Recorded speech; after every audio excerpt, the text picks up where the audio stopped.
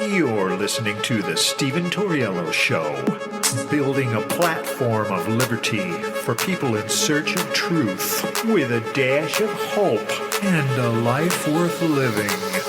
The Steven Tauriello Show. And now, here's Steven.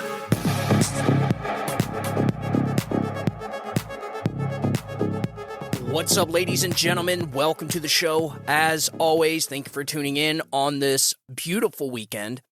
And I don't mean the rain on anybody's parade. I don't want to be the Debbie Downer here or the negative Ned.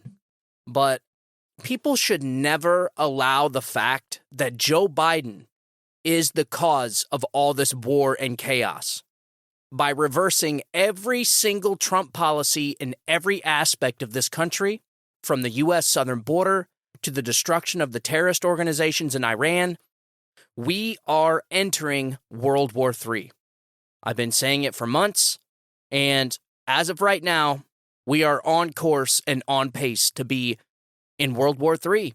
How is it possible that through 4 years of peace and prosperity, through the one guy that was never in politics, a real estate mogul, billionaire, philanthropist that comes from New York into the White House for the first time since George Washington, manages to keep us out of war, not only keep us out of new wars, but also having the boot on the throat of our enemies in the Middle East.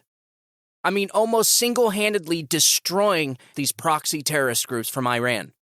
How do we go from that to where we're not in just one conflict in the EU, but, well, funding it anyways? As far as we know, there's no troops over there, but who knows? That's another thing.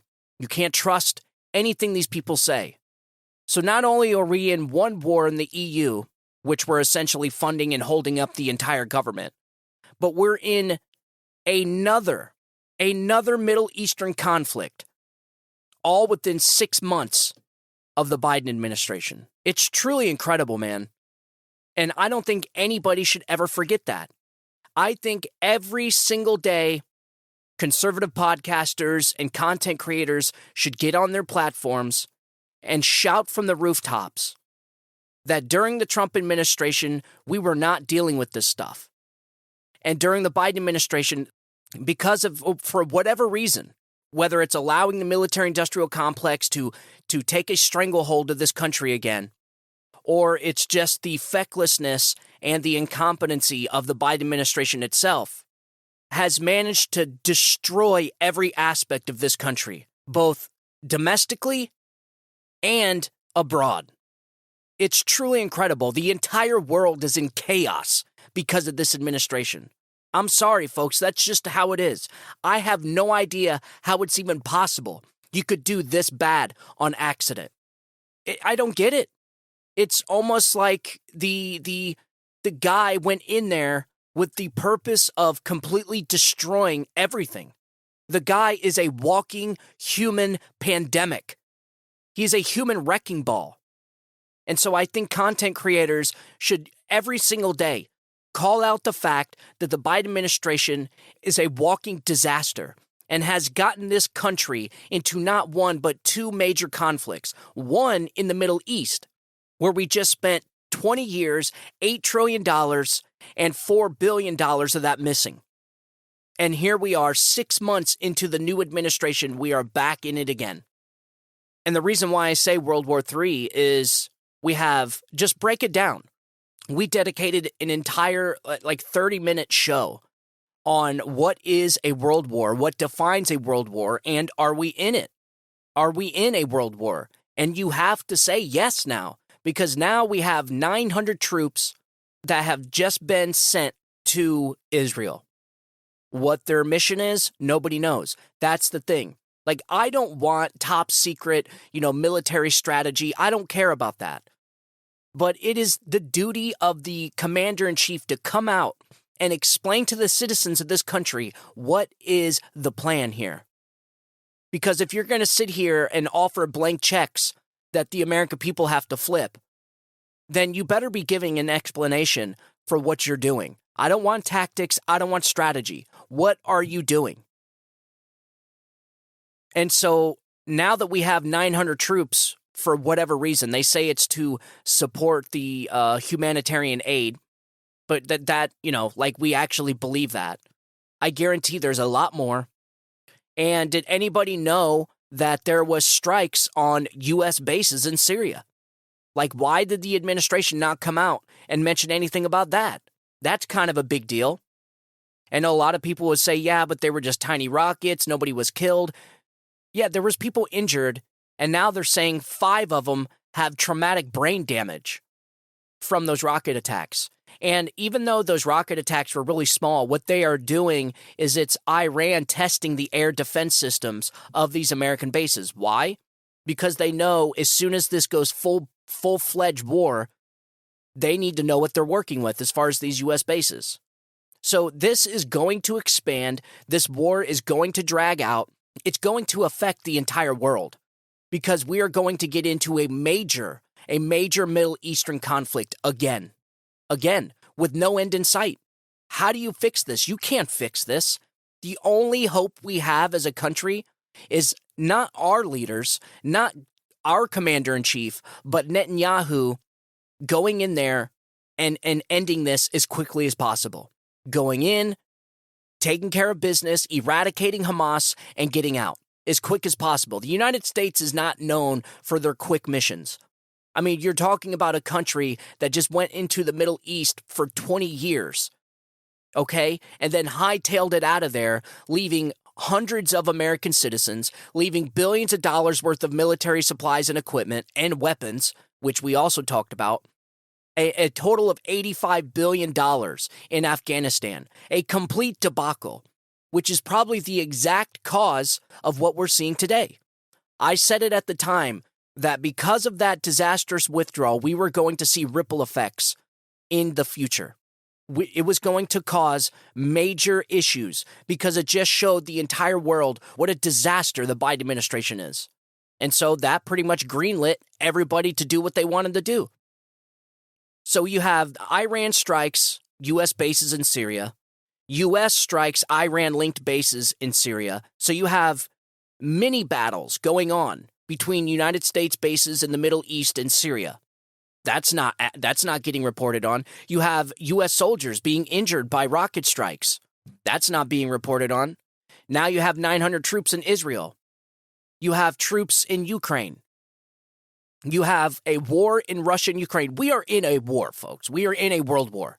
I'm sorry, the only thing next to happen, and it will happen, it's not a matter of if, but when, is China taking Taiwan.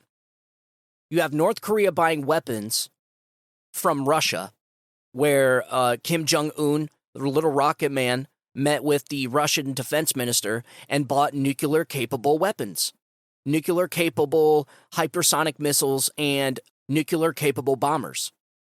So why is North Korea buying a bunch of weapons and bombers from Russia? It's just the whole thing is a disaster. I mean, you have literally conflicts popping up everywhere. And so the next piece to move is going to be China invading Taiwan. Mark the date. What is it? It is October 28th at 7:30 p.m. China will attack Taiwan.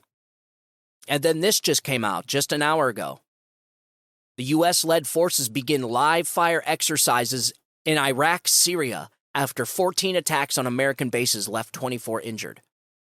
So now we're doing live-fire exercises. So we're essentially back in it, folks. We're back in it again. So United States-led coalition forces have started live-fire exercises at military bases in Iraq and Syria after more than a dozen attacks on American troops over the last week left more than 20 soldiers injured. The Combined Joint Task Force Operation Inherent Resolve said on Wednesday that the ground operational exercises to, quote, to validate weapon systems and maintain crew proficiency and readiness would happen in or near the Al-Hasaka, Syria, and in the I don't even know how to pronounce these damn names. Khalidia, Iraq. The exercises come as U.S. troops positioned in the Middle East have been attacked 14 times, 11 times in Iraq, and 3 times in Syria, between the October 17th through the 24th. The attacks include a mix of one-way drones and rockets, resulting in 24 people getting injured, according to Pentagon officials. Yeah, so these small attacks were essentially the Iranian proxy terrorist groups are essentially testing our air defense systems at these bases. They're not going to tell you that, but that's exactly what's happening.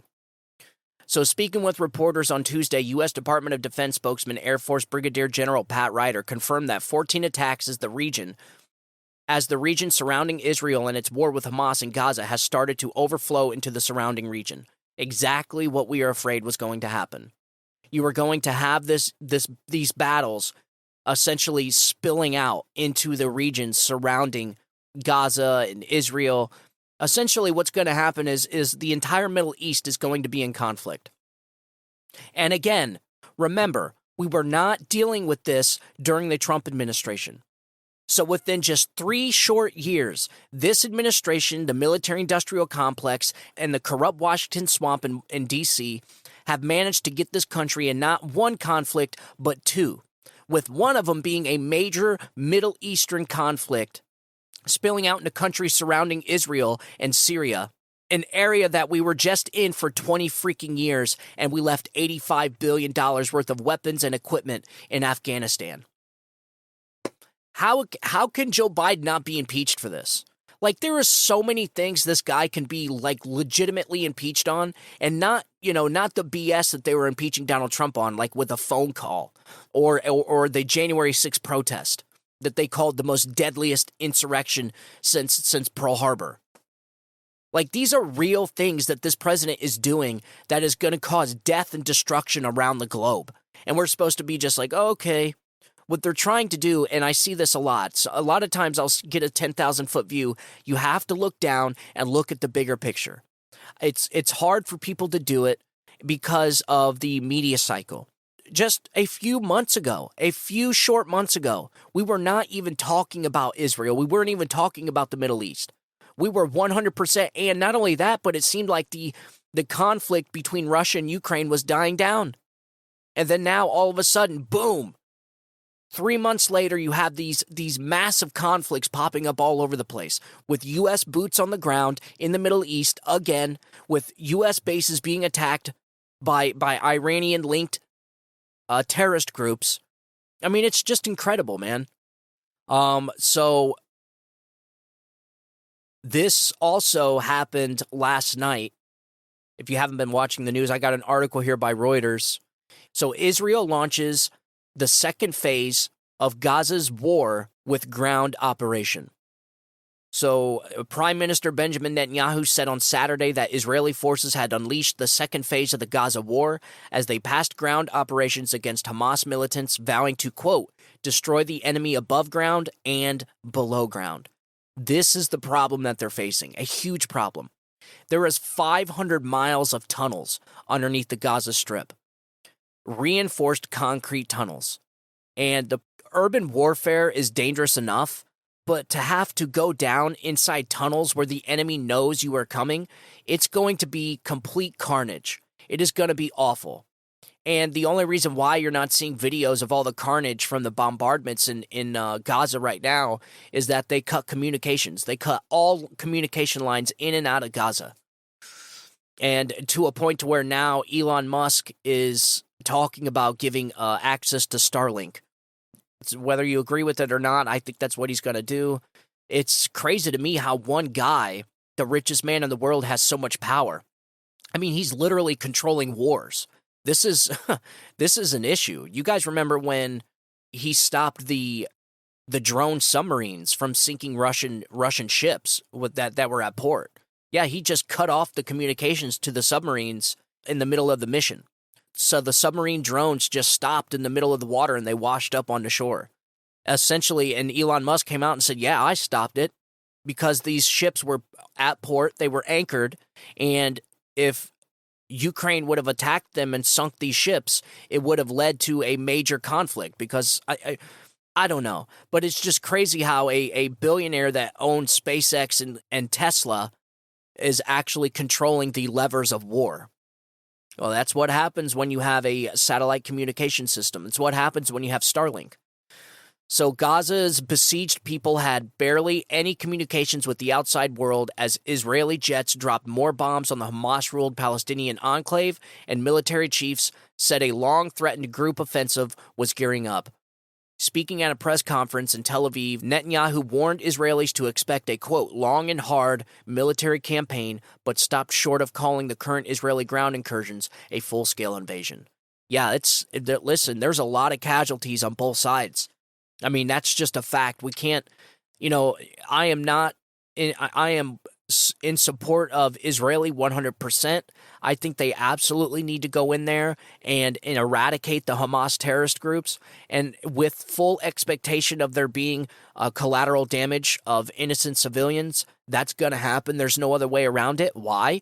Because these terrorist groups use the Palestinian civilians as human shields. This is why they have their tunnels under schools and hospitals, is so that they could launch attacks, and they know that they're not going to get retaliated against because you would have to level a school or a hospital in order to get to them. So I think the main right now is the fog of war. This is where people need to be careful. There's going to be a lot of propaganda. There's going to be, in the coming days and weeks, you're going to see a lot of videos, kind of like what we've seen with Israel, but with Palestinians, because Hamas is going to try and, manipulate the people into supporting and essentially feeling bad for Hamas. This is what they do every single time. So every single time Hamas attacks Israel, Israel retaliates, and Hamas takes footage of it, of all the carnage, and throws it all out over the web, and then you get exactly what we're seeing now. You get a bunch of college students, idiot kids, idiot people that come out in support of a terrorist group. And it's all, we are in the beginning days of World War III. I wouldn't even consider it the beginning days. I would say we are in full-fledged World War III. The problem is we do not have a government that is honest with the American people, so we have no idea what is actually happening. No idea. I mean, you have the, Colonel McGregor coming out on Tucker Carlson's show and saying that there was a special forces operation that took place in the middle of the night like 4 days ago. And the entire operation was a disaster that led to American special forces operators being torn to shreds. Is it true? I don't know. He must know something. He's definitely got connections. But the problem is, shouldn't the White House, the commander-in-chief, come out and debunk that? This is the problem with an administration that essentially does what it wants, prioritizes other countries first, and is just completely dishonest with the American people. We have an administration that comes out, lies to the American people right to their faces, and thinks it's okay. This is why I feel bad for any American troops that are over there, because if any of these troops get killed, most likely it won't even be acknowledged by the President of the United States. And so this is why I feel bad for U.S. troops going over there right now, because personally, I think they're going into a meat grinder. I think, obviously, things are going to be booby-trapped. They're going to be waiting for whoever's going down in those tunnels, and it's going to be a disaster. So with all this chaos happening, with Israel on its second phase of ground attacks going into Gaza, with 900 troops stationed over in Israel now, with I don't know how many American hostages that have been taken by Hamas terrorist group, you have U.S. bases being attacked by Syria-linked terrorist organizations. You have U.S. bases returning fire, counterattacking against the bases in Syria. You have live action exercises taking place in Syria, in the Middle East right now. And where would you say Joe Biden is? You would think, oh yeah, the commander-in-chief, he's probably, in the situation room right now, calling the shots, making sure everything's good, making sure his troops are safe. I mean, he's probably got to be in control of all of it, right? No, he's not.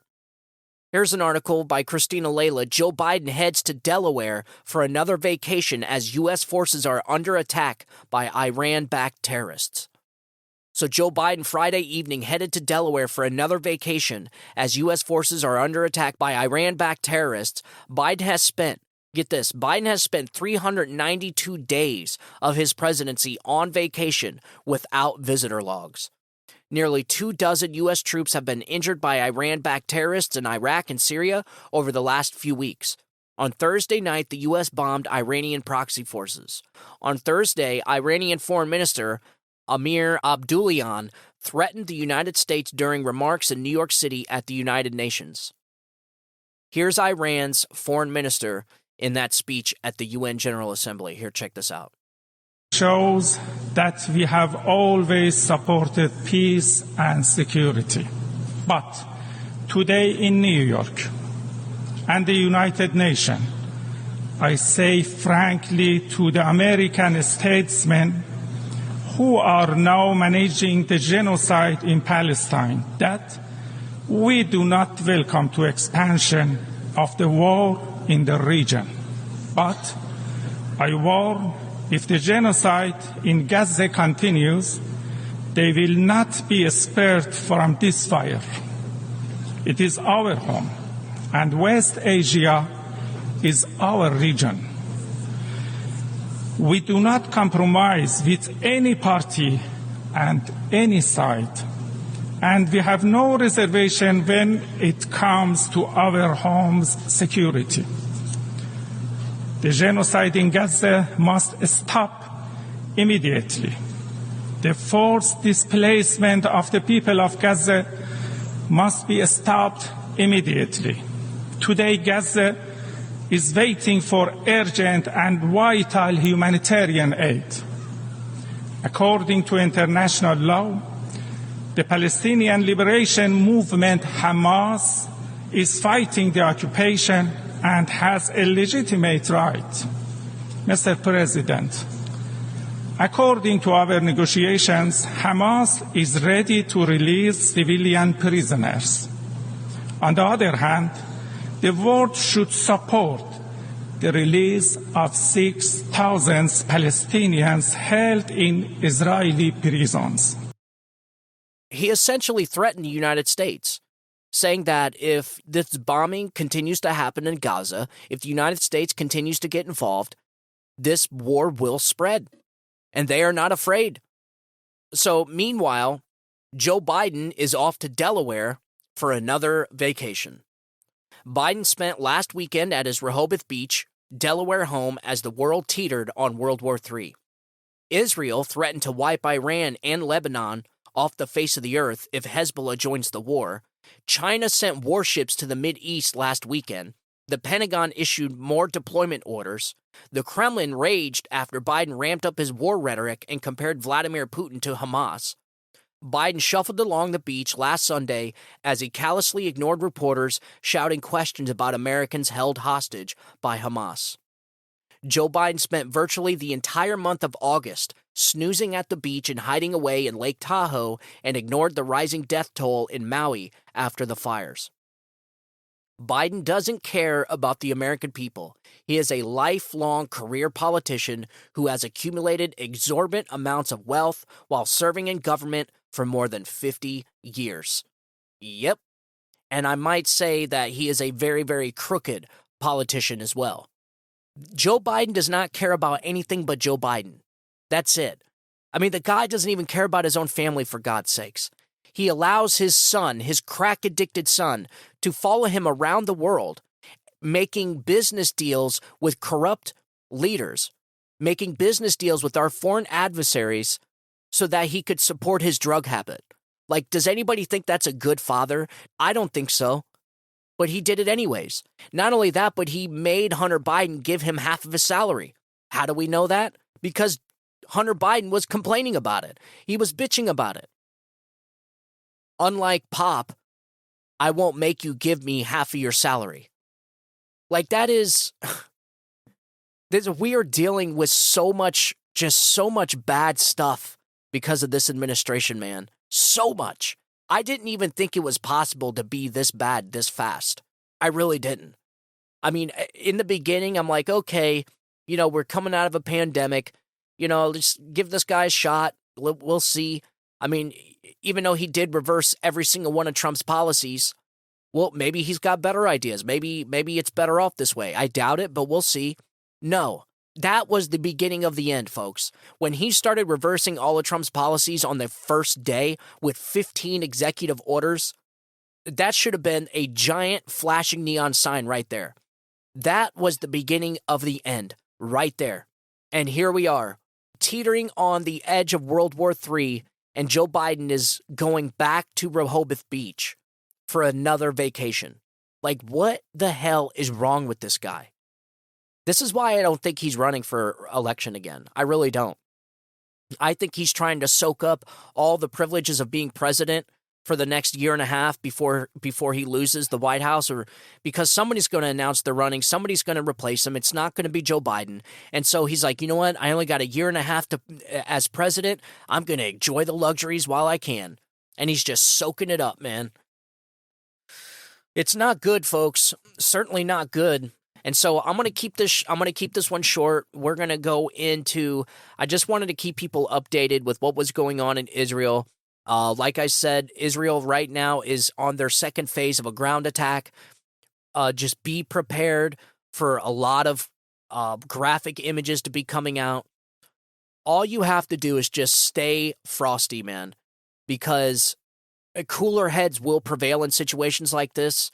I think what we're witnessing right now is just mass hysteria here in this country when it comes to the pro-Palestinian movement and the Israeli movement, the protests happening in Israel. Now, I'm sorry, folks, but Israelis and Jews have every right to protest right now. They just watched 1,700 of their fellow citizens get slaughtered.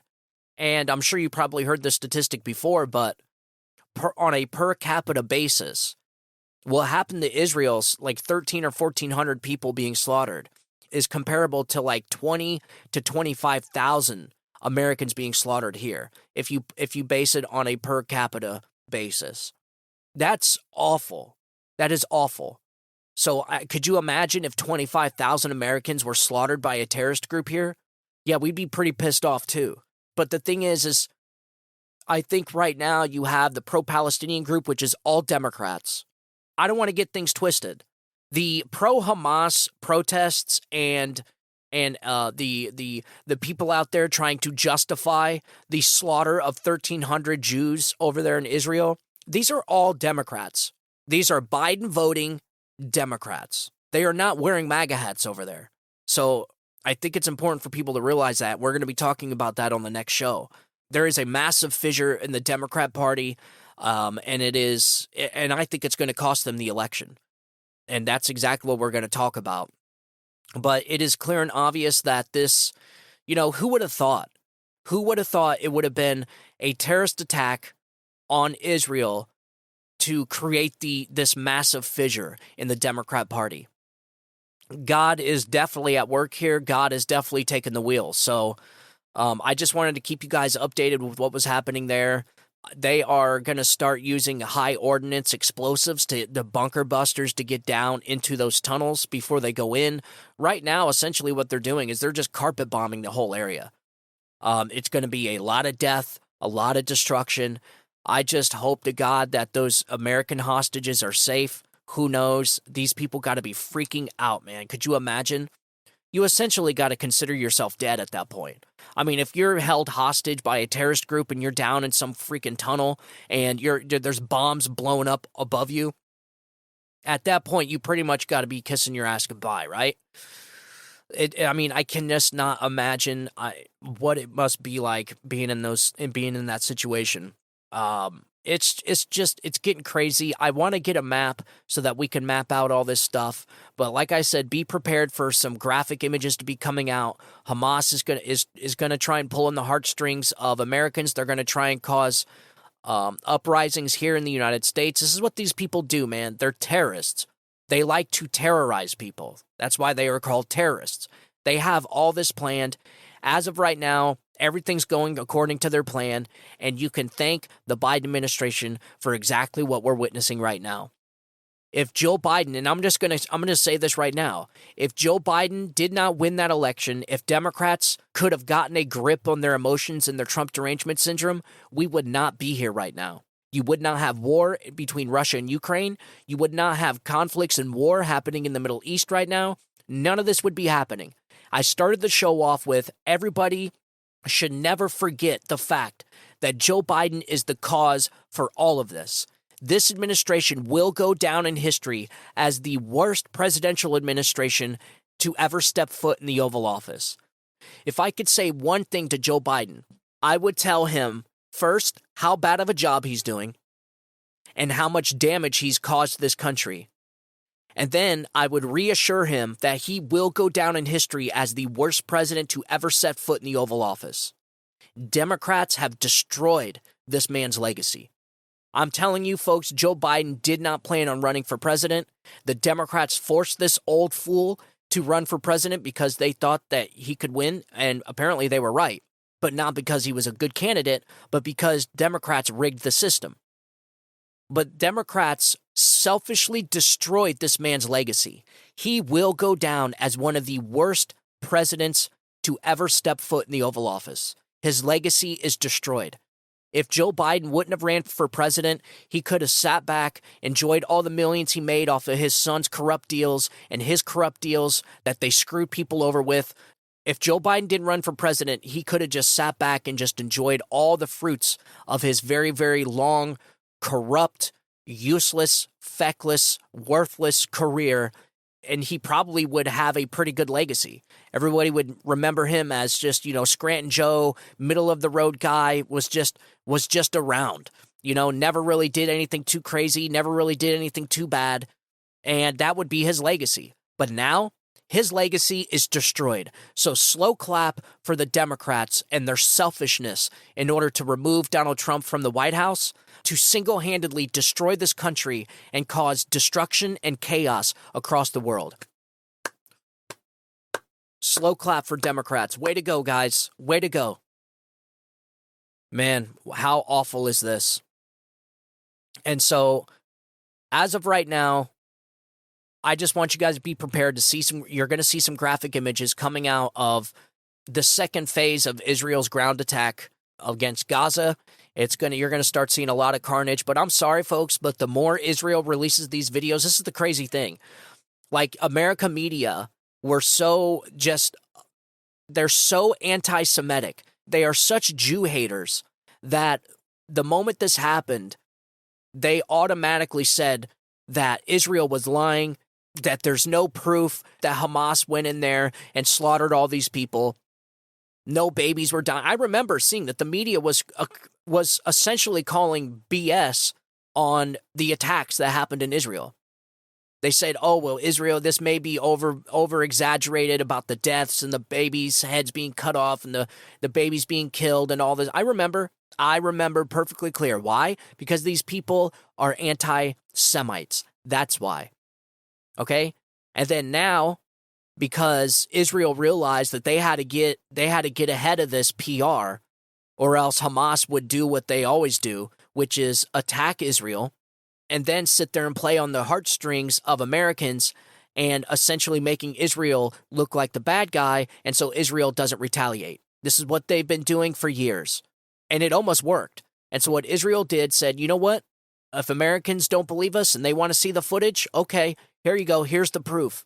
And you are seeing so much carnage and graphic, just morbid gore out there on the internet from the videos released from the body cams on these soldiers. So what the Hamas terrorists would do is every single one of them would strap a body cam, a GoPro, onto them.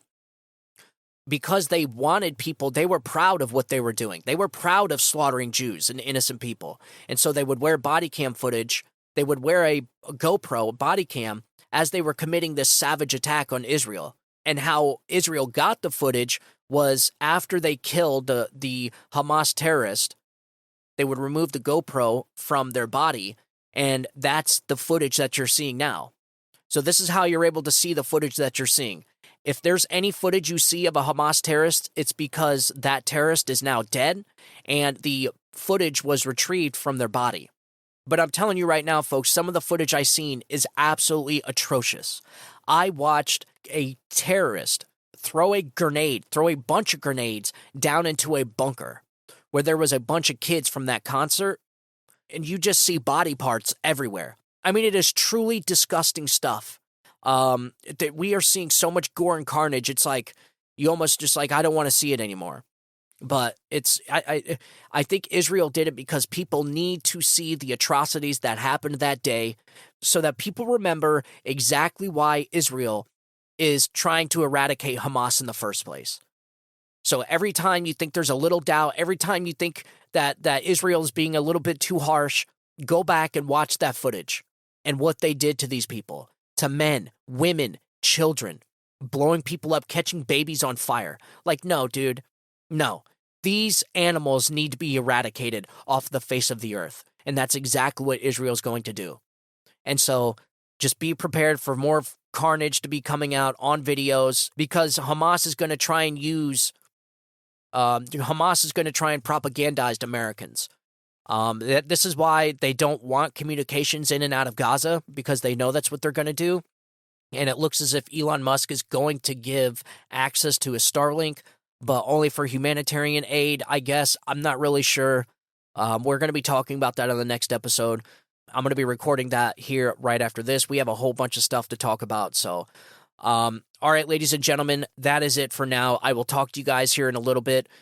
Please make sure you share the show with your friends and family. Follow the show on Facebook. Follow the show on social media platforms. Also, if you could, leave a 5-star review on the podcast platform, whichever platform you're listening to us on.